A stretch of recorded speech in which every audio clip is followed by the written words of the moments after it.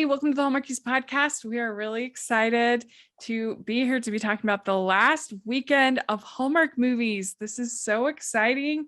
And we did it. We made it through all. We recapped every single one of the 42 movies that were on Hallmark and Hallmark Movies Mysteries. So I hope you've enjoyed it. And today I'm film critic Rachel Wagner, and I have with me Ginny and Laura Sanderson. And thank you so much, both of you, for coming on and talking about these movies. Hi. Hello. Thank you, Rachel. Yes. So it's been a little while since you've been on the show. So why don't you tell us a little bit about how your 2021 went and how you're doing this holiday season? Well, I feel like I have spent 2021 in this room you're looking at, which is my home office. That's pretty much it. I don't know if you have anything more exciting to report.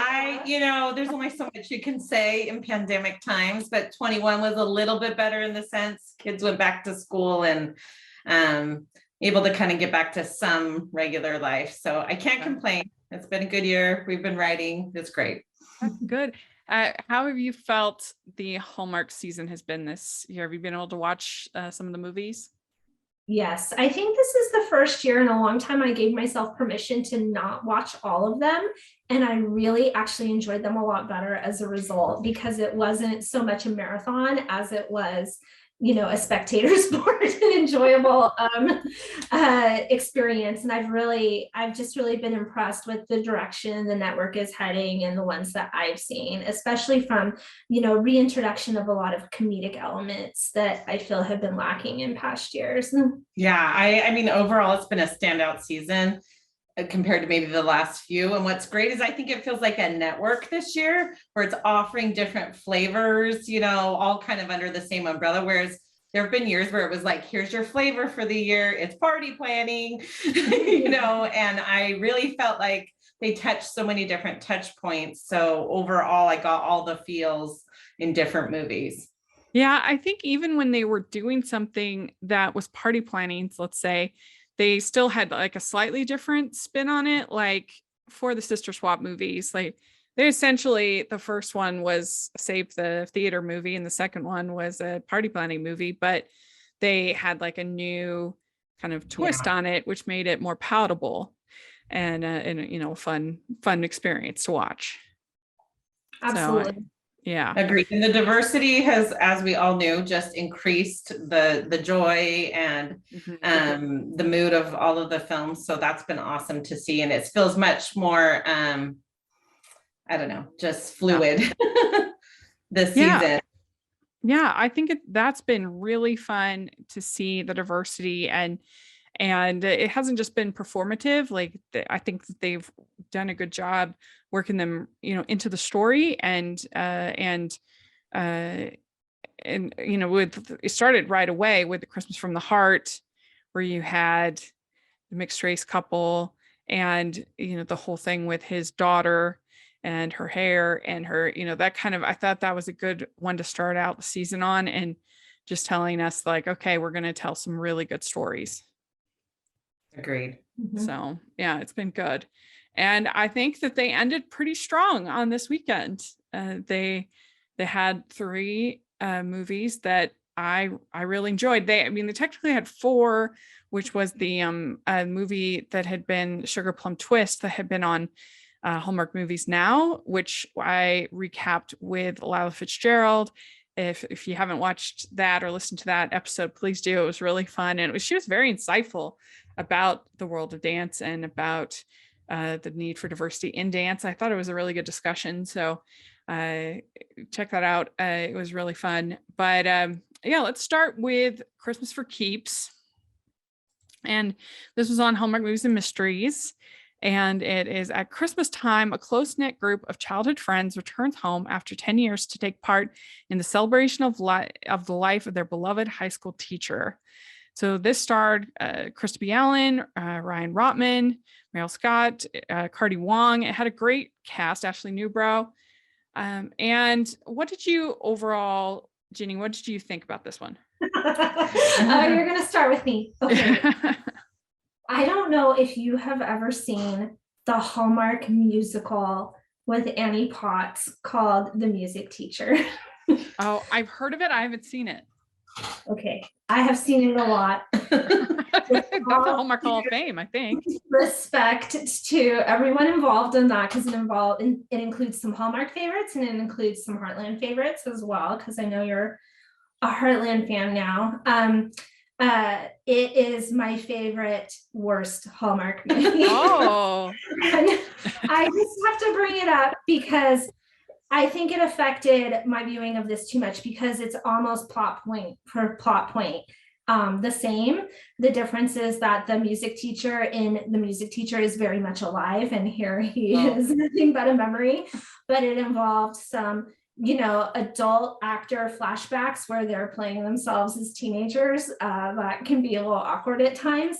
It involved, kids coming together and to honor their music teacher as adults, and then remembering the lessons they learned from said music teacher as children and how it applies to them in their adult life. There's a failed actress in it. There's a couple that's having a hard time getting along. And there's a lot of, the music teacher is dropping just like cliche bomb after cliche bomb after upon them, in terms of like, life is not, a dress rehearsal and things like that. And so this was like not my favorite of the weekend. I really loved the Cardi Wong and his wife's storyline the best, although I was getting super stressed out by the end by all the cookie orders. So I liked it. I'm kind of all over the place, but I liked it. I didn't love it, and I had a hard time getting past the music teacher comparisons. Yeah, well, I'm gonna have to watch that one eventually. That's a Hall of Fame one, I think. You have to. It's on now sometimes. Some of those Hall of Fame ones are not the best. Let's be honest. They aren't the best. They're either the best or they're not the best. It's from a different era. There's like making out in cars involved. It's all shot at night, and it's I like that. Ooh. 2022 saucy, Rachel. Yeah. Laura, what do you think? I'm a little the same. It wasn't my favorite in comparison to the other two. I loved the idea that it was actually kind of a rare movie where it got better as it went on. In the beginning, I felt like I was kind of confused at moments of like, okay, who's who, what's happening here. But by the end, they really began to gel. And it kind of left me like, wow, this is a really untapped, almost wanted a series or like to keep following them.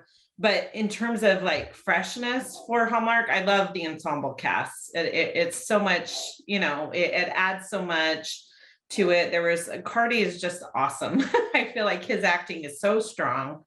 And I really liked it. There were a few things like the music teacher, sometimes his words of wisdom left me going, what did you mean, Mr. Massey?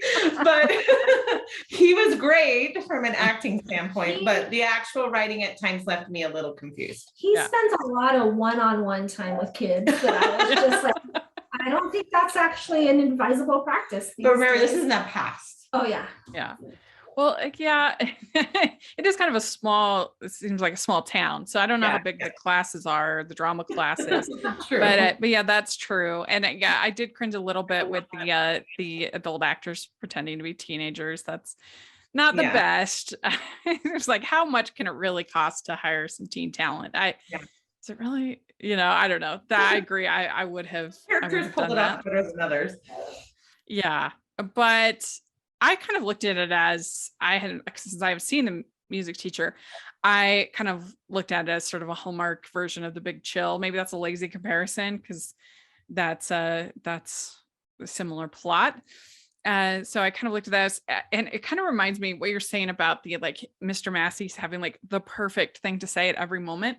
Mm-hmm. It reminds me of I was a huge Little Women fan growing up, and how, of course, Marmee is like the perfect mother in Little Women. She always knows exactly what to say for all of her daughters, and she's the perfect mother. And I used to say, why don't you say to my mom, why don't you say things like, why don't you tell us great advice? Like, why don't you have great advice? And she's like, I don't know.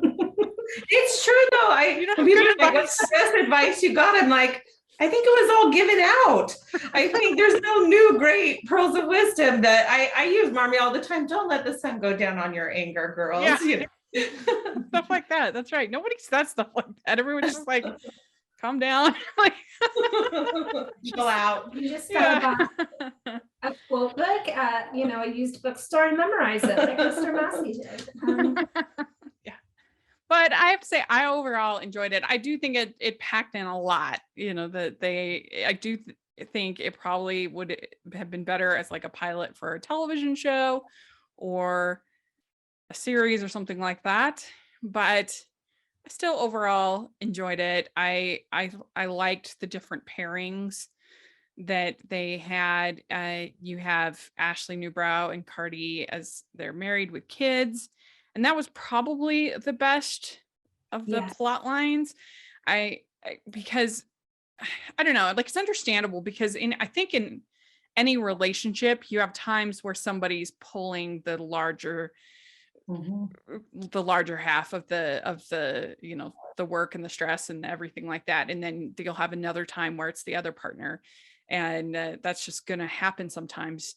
You're not always going to be equally yoked. But it did seem like it had been a while, and she's just finishing up residency, so hopefully it would have kind of balanced out anyway. But kind of, I can understand why he was kind of at the end of his rope with that going on, because that's tough. I mean, you can ask anybody. Those like medical school and residency years are rough. Yeah. I agree. And as someone with a job that sometimes requires long hours, I do feel like Hallmark isn't always sensitive to that. It's like if you knew that she was going to med school, you knew what you were signing up for, and it involved a few missed holidays, if she's not going to be on call, that means someone else is and is missing their, holiday. But at the same time, I think, anyone can hit that point where when you've been pulling the extra load that the other person kind of needs to say, hey, I see you, and you're important too. And it's great. Hallmark has come so far. We're not even like recognizing that there's a reverse, traditional gender role here. And Cardi is the, stay-at-home dad. And it shows how far they've come in the last few seasons, that's not just a footnote to the story. It's not revolutionary. There was a lot of things in this movie that would have been kind of standouts in the past and maybe still are, but you have mixed race marriages, you have a gay character, you have all different ethnicities, and it just makes the story more interesting. You can't lean on it, you can't be lazy in your storytelling, but it shows some progress, I think. And I don't think it's like that big of a deal that she doesn't know that her kids aren't eating strawberries. Like you're not the primary caregiver right now. You're not going to know stuff like that, and that's just tough. But the conflict that didn't work for me was the conflict between Avery and her mother. I do not think that under any circumstance would a mother like apply for a job for her daughter. It's like identity theft, it's more than just an overbearing mother, right? It's kind of a Dateline episode waiting to happen. That's right. This is Hallmark or horror moment, right? And I mean, I don't know, like if my child was opening their own practice, like I wouldn't see that as the end of the world. Like, okay. It felt strange. Usually it would be, don't be a teacher, have a practice because it's more lucrative. So I would see it as a sign of success. And you would think too, she was so easily, when the dad kind of stepped in, it was like, dude, you needed to step in a long time ago because what else has she done? I mean, I'd watch that movie, right? Because this is a long way down the road of being independent adult. She's like, in her, what's she, 30? Supposed to be 30 or something like that. I mean, one of them said they were turning 30, so is that kind of because she is the actress from 13 going on 30, correct? She was young. I found that out after I watched the movie. I happened to recognize her and it dawned on me, but man, she does bear a resemblance even today. So maybe that 30 was a nod to her roots there. Yeah, I don't know. That would be outrageous. And I mean, would you even want to hire somebody if if their mother was making the application? That's just, the whole thing is just weird. That's weird. And so you also have Ryan Rotman's character, who is working with his friend to run a real estate business. And him and Avery had like a relationship in the past. But they're sort of the standard Hallmark girl coming back from the city relationship. What did you think of them? Well, it wasn't as memorable as some of these other storylines for me personally. Yeah, it wasn't, although then suddenly it clicked at one point, and when he actually kind of went into the grief over his parents, it almost, I mean, it was building, but it came a little bit out of nowhere, and he had a few kind of touching lines, but I wasn't feeling the conflict of like, we're yearning all this time and suddenly, it was deep love, but I didn't hate it. And they are both very attractive, so good for them. But yeah. But it's rare though, where a romance between a married couple that's been married for some time is more compelling than the new romance, and I think that that's interesting in this case, because I found the Cardi Long, relationship, development more interesting than this one. mm-hmm. Yeah. And so then Noah and Ben are upset with each other. They have conflict. And Ben lost his parents, and he says, Noah, you weren't there for me. The only way you'd stop by if I was fun Ben again. Yeah. And so Ben wants an apology. Noah apologizes. I don't know. I mean, I guess my expectations for like my friends in real life, like I'm so happy if I see them once a quarter, maybe. I don't know. I mean, it's just, It is so hard to get together with people when you're post 30. It's just way harder. I mean, because people have kids and other things going on. Even to get together with my family, with my parents, it's difficult and requires like a lot of planning to make it all work. It's really hard. Yeah.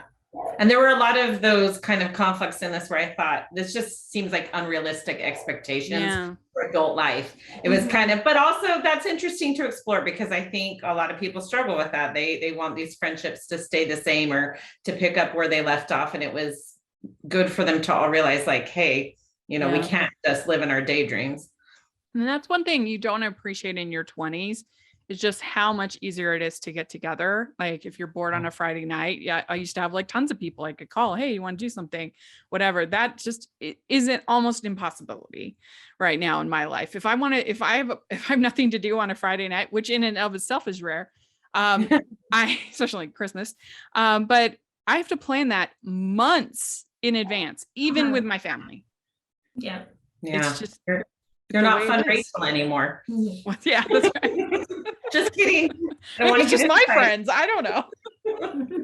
No, I think that's especially with kids, because a lot of times the hard part is that like the time that the single people are free and finished with work is the time that the kids are in bed, or they have to find a sitter, or it's difficult. It's easier for people with kids oftentimes to meet during the day, depending on if they're working or not, or if they're staying a stay-at-home caregiver, like then that can be easier. But then that's harder for the singles because they're working during the day, and I don't know, it's just stuff like that. It's just tough. So yeah, the Ben getting so upset with Noah when he knows that Noah's wife is a resident and he's there raising two kids. That's asking quite a bit for him to come over all the time. Yeah. And so then Sarah gets mad at Noah about the whole cookie business thing, which I feel like he hadn't really even started the business. He was just thinking about it. His friends kind of just decided he was starting it. Yeah, it was both like overplayed and realistic because being married, sometimes it is just those silly little things that set you off because you're like, oh wait, like why am I not the first person you talk to? On the other hand, it really was pretty minor. So again, maybe not, like the strawberry is such a big deal overall, but I could see a fight over lesser things. Yeah. And one thing I did like is just a little detail in this movie, but you had a black man playing Santa and you had an Asian actor playing Santa, which I think that's pretty cool. Yeah, especially for the Christmas channel, right? Who kind of defines Santa. I agree. Because you had Mr. Massey playing Santa, and then you had Cardi and Ashley playing Santa, Mrs. Claus in different time periods. So that was really nice. I liked that. We also have Mia helping Noah. She's staying at their house, right? Yes. Yeah. It's a little bit hard. You keep all the details straight in this movie. But yeah, so she's staying at their house. So she helps Noah. And then she gets an offer to be in a play in New York, which is what she's always wanted. And I really wanted her to take the offer and go.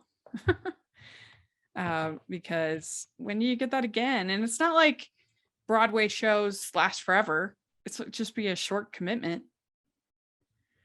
So I always say, go do it. Personally, yeah. Oh, definitely. There's those cases on Hallmark as well, which it works for the film. It's like sometimes we can do both things.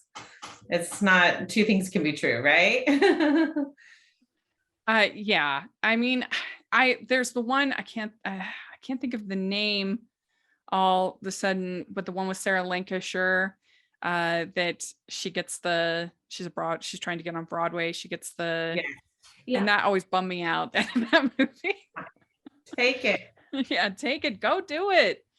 But then Avery and Ben, they find out Ben is painting, and she says the last time that I was happy was baseball, because he was a baseball player, and they had a pinky promise that if they were both not married at 30, they would get married, which is a very dangerous thing to do, I think.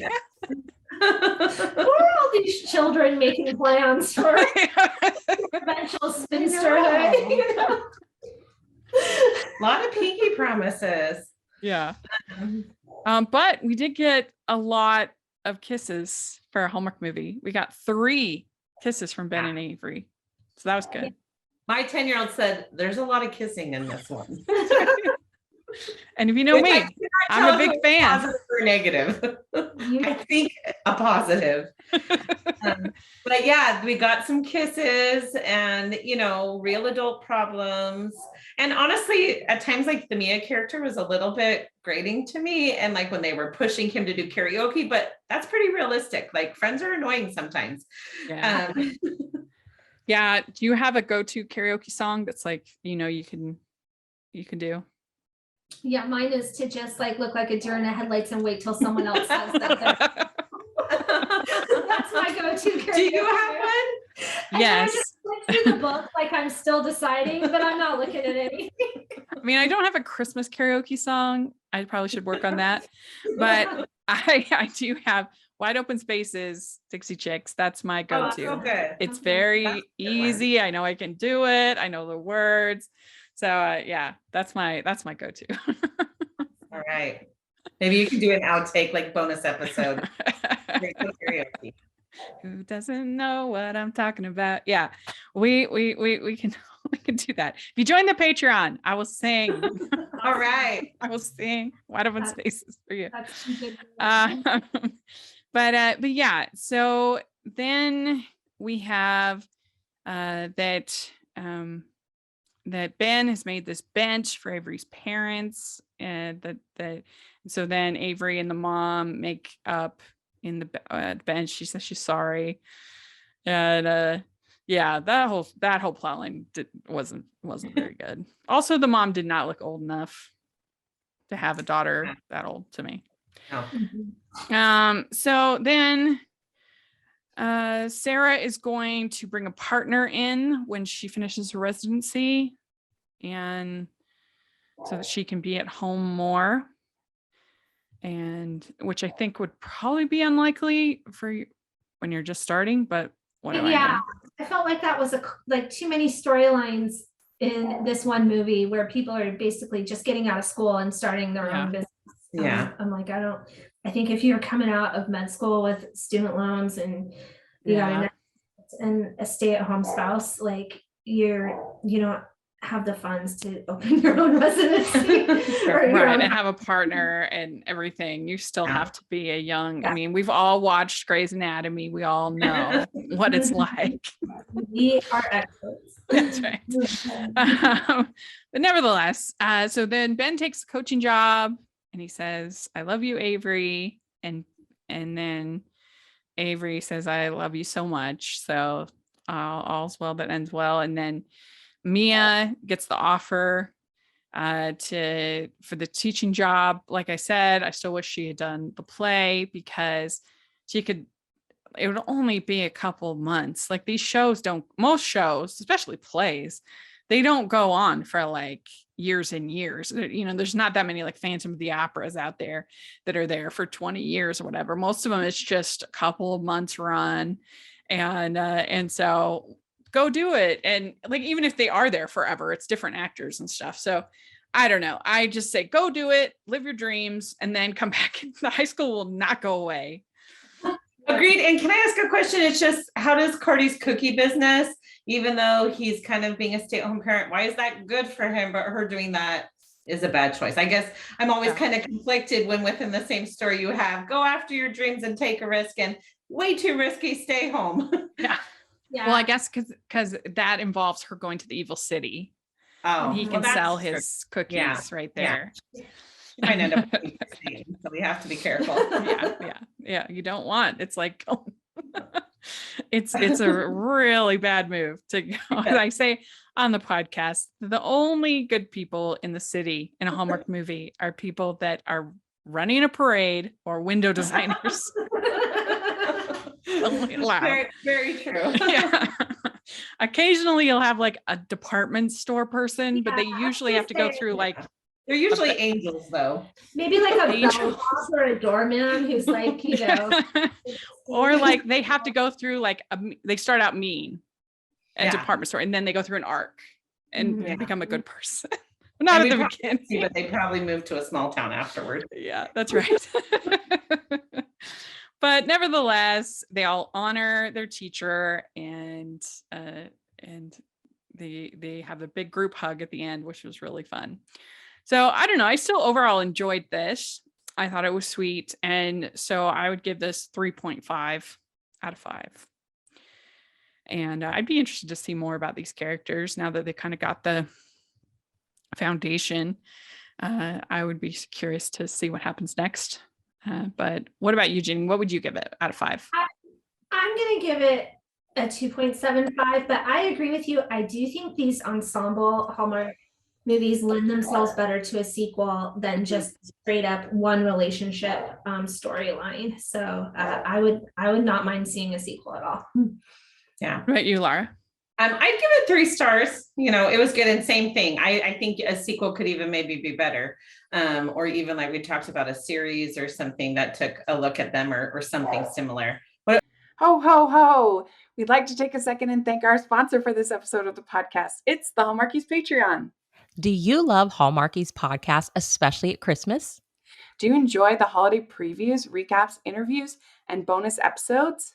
If the answer is yes, please consider supporting the Hallmarkies Patreon. We need your help to do what we do both during the Christmas season and all year round.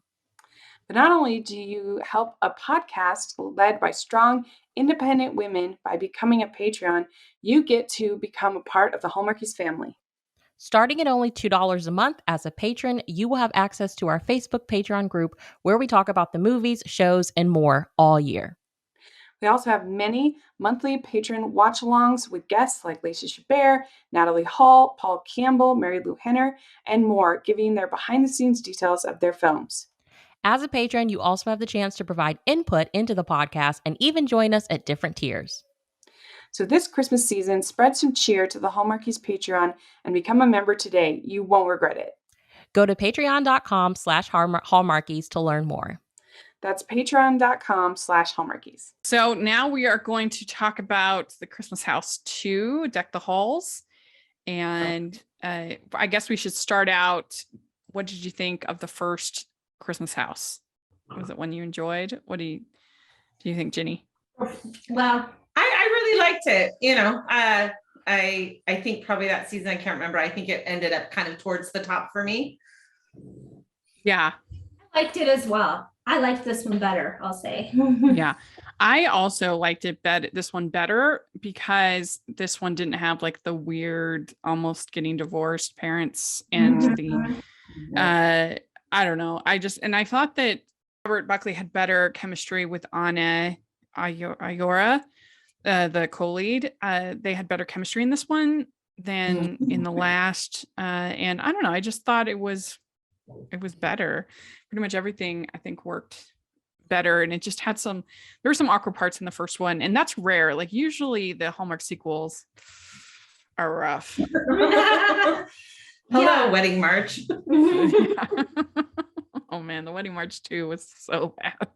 That has to be the worst one of all. Oh, I hated that one. But it started out with Handsome Justice again. Did you appreciate the return of Handsome Justice? I thought that was hilarious. Very funny. And we have a new character in this one. We have her ex-husband, Zane,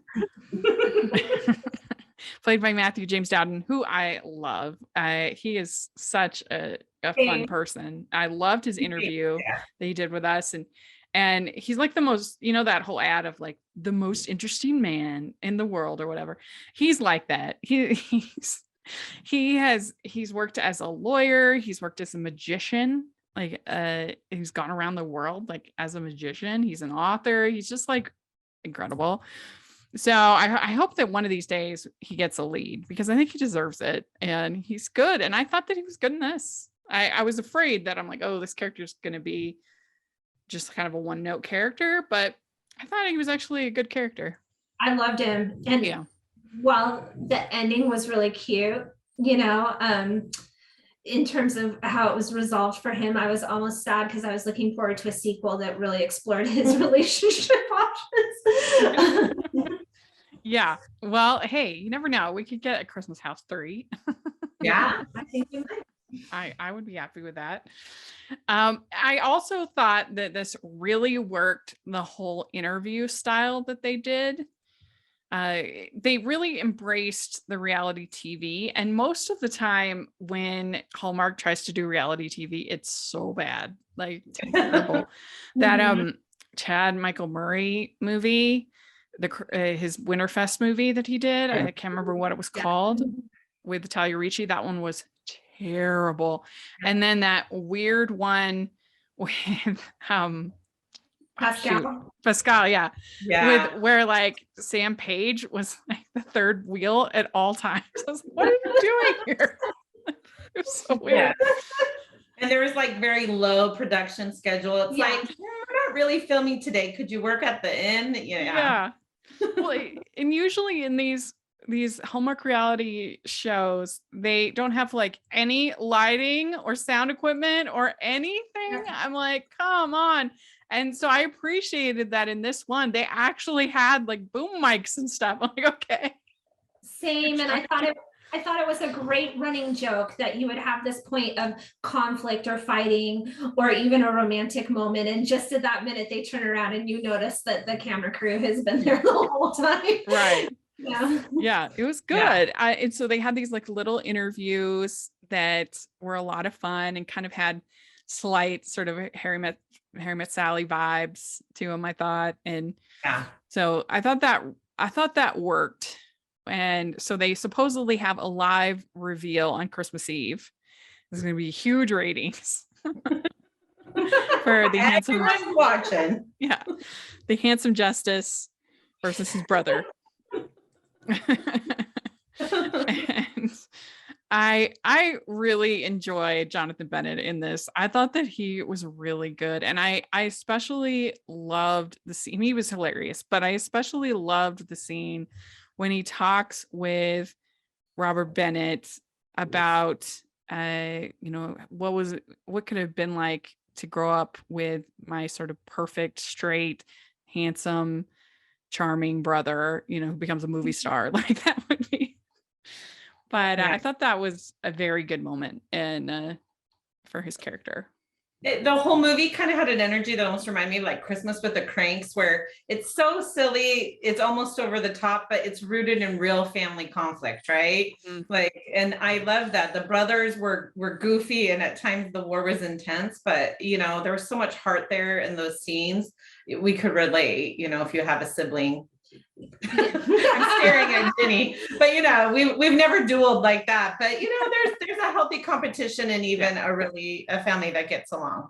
Yeah. I think anybody from a big family can relate, or any family can relate to the sibling dynamic. That my family's kind of weird because, well, in many ways, but we have sort of two batches in my family. There's 3 of us older kids and 3 younger kids. And so it's I wouldn't say it's competitive in that way, but it's just a unique dynamic that you have. And I liked the relationship between Brandon and Jake. I thought that was very well done, very well written. It felt I felt like you never worried that they were actually going to like break up or anything, which I hate that conflict in Hallmark movies, but it was like conflict and they had to work through it. And I thought that was really good. Yeah. I really feel like it's kind of evolved into Hallmark's Modern Family, and I like it. I can see it going further. I loved the hilarious stuff with the parents as well. Yeah, they were really jealous, right? Well, and I think that's why it was better than the first one, because in the first one they had that weird conflict that didn't really work. I agree. I think that's why I like it. And they didn't give the same airtime to Brandon and Jake. And so this time it was happier, and yet the stakes felt maybe even deeper. I don't know. Yeah. The only thing that I thought was really weird in this movie was the whole magician person. Like I put that in my notes. I'm like, I know it's supposed to be a magical mama, but this guy like being like, psst, kid, come over here. Well, and he was in the last one. And that worked. So I guess they felt compelled to bring him back in again. But one, it was just maybe more than we needed in an already full story. And second, is he dead now? Because why? So confused. Before he did magic, now he is magic. I don't know. And they were like, nobody was here. And they were like, yes, they were there. Was that in the first one? Was he also always an illusion, or was he real? I can't remember. It's an illusion. Otherwise, he stole that engagement ring. I don't know. I don't know what was happening with that whole character. Yeah. I was confused. I was like, is that Santa? Is he going to be Santa at the end? But then he wasn't. So I don't know. That was weird. And because, so Mike is trying to think of the best way to propose to what's her name? I always forget it. Andy. And I thought it was really cute, the moment where he asks Noah for permission to ask, and Noah's like, sure, we've been waiting for it. That was cute. That was good. And then we also have the play that the parents are in. Like, what was that? The really pretty good play. That was one of my favorite lines. I rewound it because Treat Williams, my goodness, was so good in this. And I mean, together, anyway, they were a real Yeah. highlight without, taking over. I loved it. I feel like Hallmark does not go towards the absurd often enough. And these actors were certainly up to the cast. And then at one point, Jonathan Bennett sort of describing the play, and that was in itself was hilarious. Yeah, I was like, what is this play? And then them fighting over the armrest just made me die. That was hilarious. Yes. I mean, it was a laugh from the get-go, and it held up. The jokes landed to the end. Yeah, it was really good. And then you have like I said, they have their big talk where he says it's hard having your straight, handsome younger brother out charm you at every turn, and then he says no one out charms Brandon Mitchell. And then he says, I'm scared their Uncle Mike is going to be their favorite person, which was cute. Which was cute. It was kind of interesting that I wonder if they just called in a favor to have Tara Rothbury come in just for like one scene. It was kind of surprising. I was surprised. And yet she just like chewed the scenery there. It was great. Yeah, somebody was saying, why didn't they have her be the character from Road to Christmas? You got her in there as a reporter, as a entertainment person.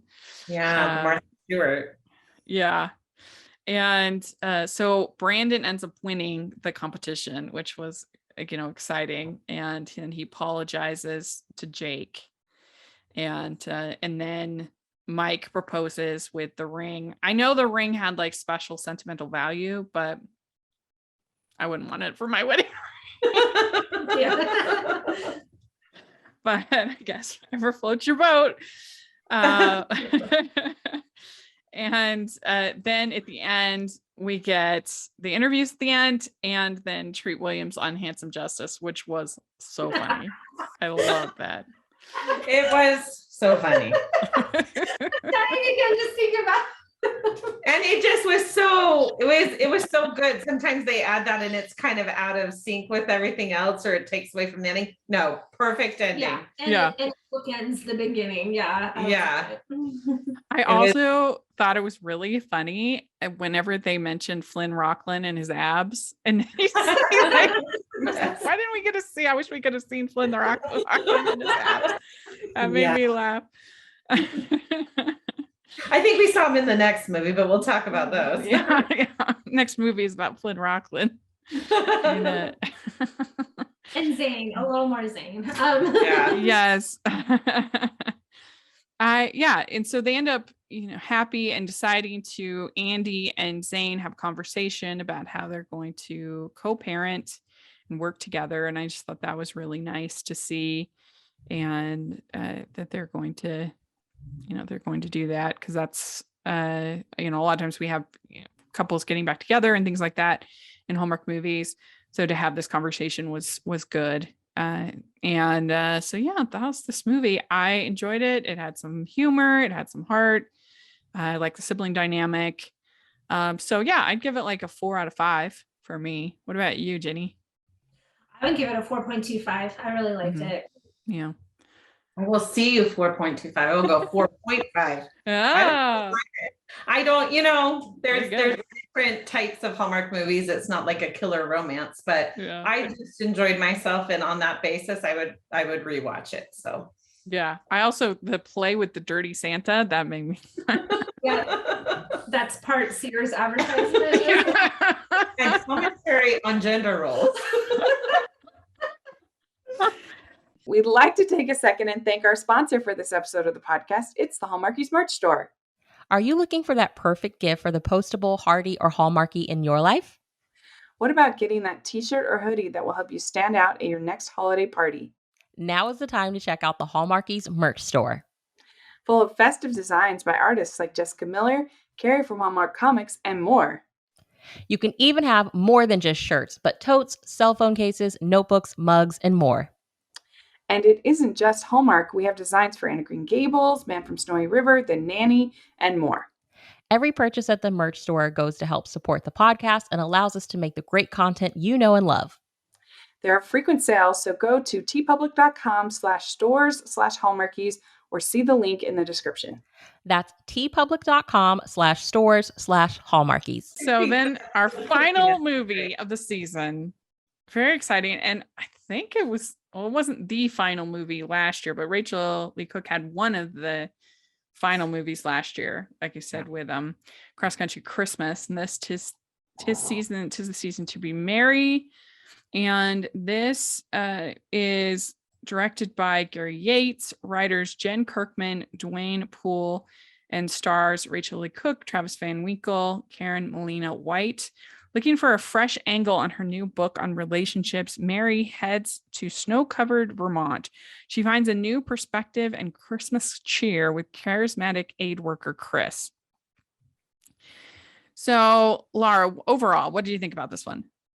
I was pleasantly surprised. I kind of went in with low expectations, just thinking end of the season. And I thought it was just the perfect Hallmark rom-com.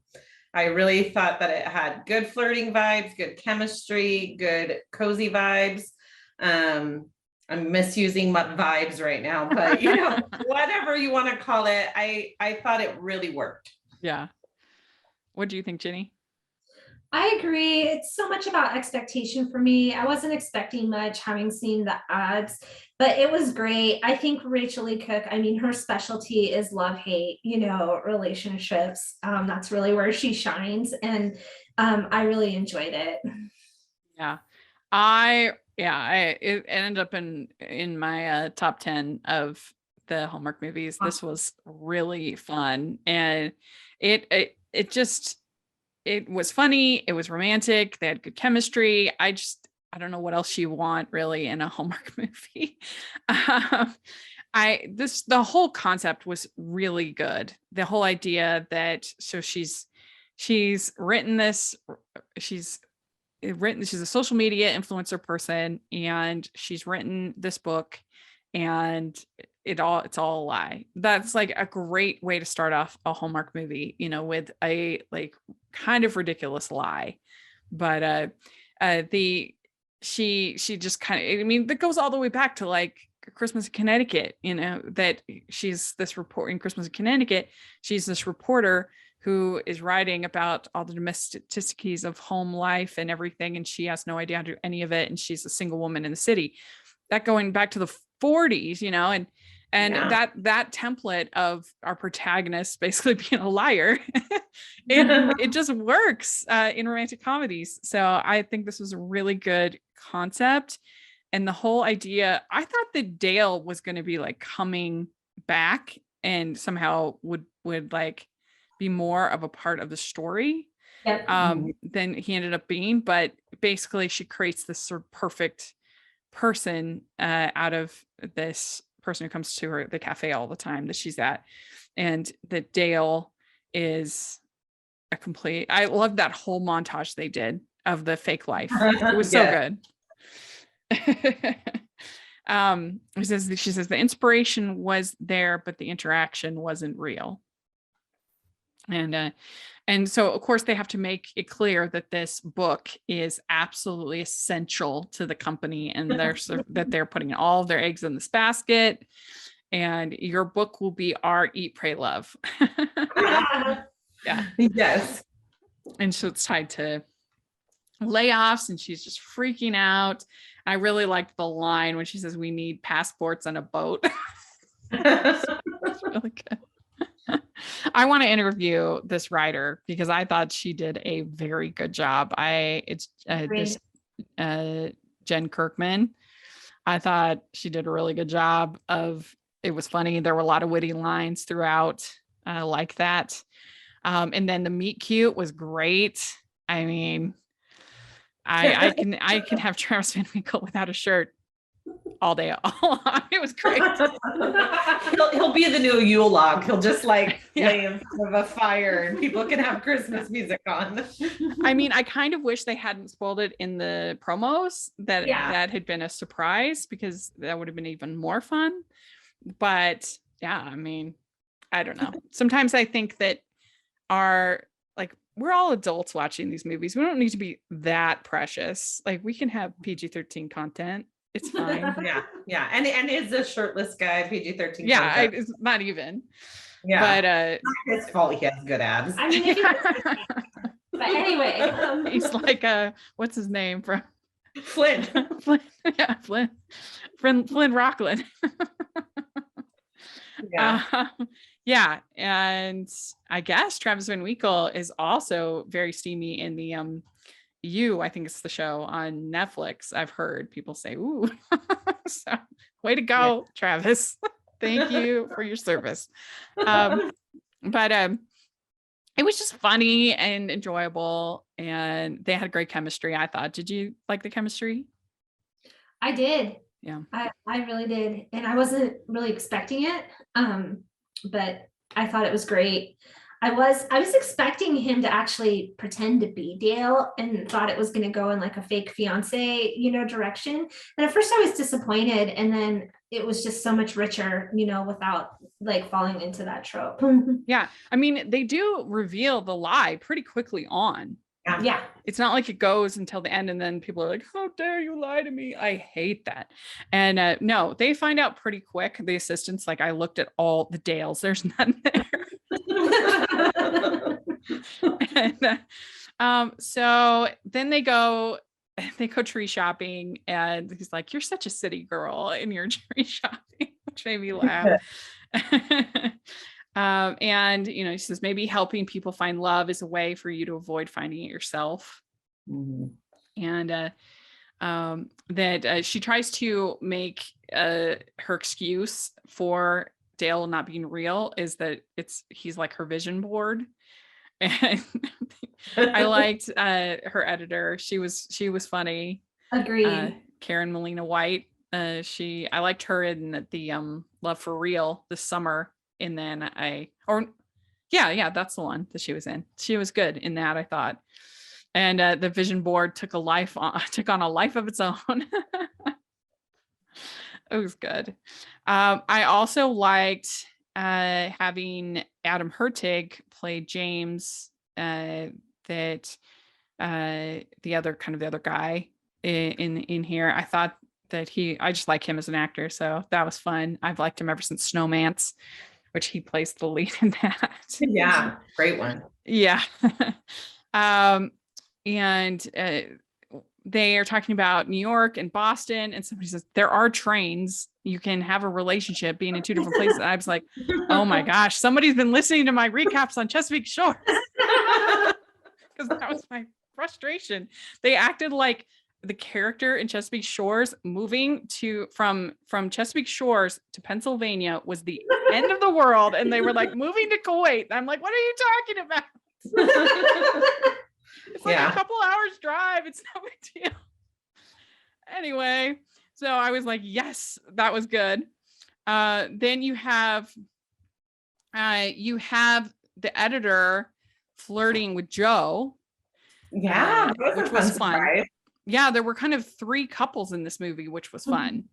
Because you had Darlene and James, and then you had Mary and Chris, and then you had Joe and Sonia, which, more couples is great. I thought it was really fun. I agree. And it's just kind of like in keeping with sort of the ensemble theme of the weekend. Yeah. And the guy who played Joe, Paul S. Embry, he has been in so many of these movies. We have to get him on the podcast one of these days. If you're listening out there, call because he's been in, but I feel like he's the murderer a lot in the mysteries. Yeah, he does murder people. Yeah. That's what I feel. And so, that's always hard. But it's usually a crime of passion, so we'll forgive him.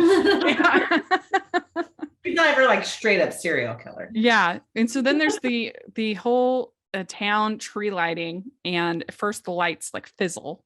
Like, oh, and then they light up. Yeah. So that was fun. And then let's see here. So we have this whole scene where she supposedly never made s'mores before. Yeah, that one did give me pause. Yeah. I mean, I just feel like, who hasn't made s'mores? She I mean, would I know have. city It girls, was complicated. Yeah. but Yeah. at least Hopefully it we're wasn't not the like city. at least it wasn't like Nantucket Noel where they're trying to make s'mores with M&Ms, which was just what is happening. But in this one, they were legit s'mores, but it was a very cozy scene. I enjoyed that. Lots of cozy scenes, and overall for Hallmark this season, they swapped out their decorations. We've upgraded. We've taken a trip to the dump with some of the tinsel and come back with kind of more cozy, homegrown, set design. I thought the set design was really great on this. Yeah, it was. And that whole tree auction was really fun. I've never seen that in a Hallmark movie before. Yeah. Tree auction. That was good. And he gets her on stage for there. And the whole sort of bidding between everybody's bidding was fun. And that's when he finds out his parents are retiring. And his parents say, our generation didn't know there were other options than the family business. And I thought that was a really good moment, because usually it's like family businesses and these things are considered sacred. Like, how dare you even consider any other life choices? Yeah. The family business. So here's one where like his parents are actually telling him it's not that big a deal. Like, I don't know. I thought that was a good scene. Agreed. Yeah. I also thought it was cute, the scene with James when he says he's asking her out and he's like, I like food. We could eat. That was good. Yeah. And I was glad that miscommunication didn't go on forever either, because you're like, oh no, the friend, but he was pretty quick to explain, oh, this isn't a date, so I liked that part. Yeah. Yeah. I mean, it's one of those things that probably would have been a date if like he had wanted it to be a date, but they didn't. So it's fine. But then we have the Chris gets the offer to work on another reserve and to fly out right away. All these jobs that have to happen on Christmas Eve in these movies. And then you have both you have Chris and Darlene both as kind of spying on the date or the not date between James and Mary, and it turns out he's just looking for clues about Darlene, which was fun. Yeah. That was the date I was referencing. I got off track on my dates, but yes, I thought that was really sweet. Yeah, it was really good. And then Sonia says, if I go down for this, I'm taking you both with me. So it's a big deal, this book.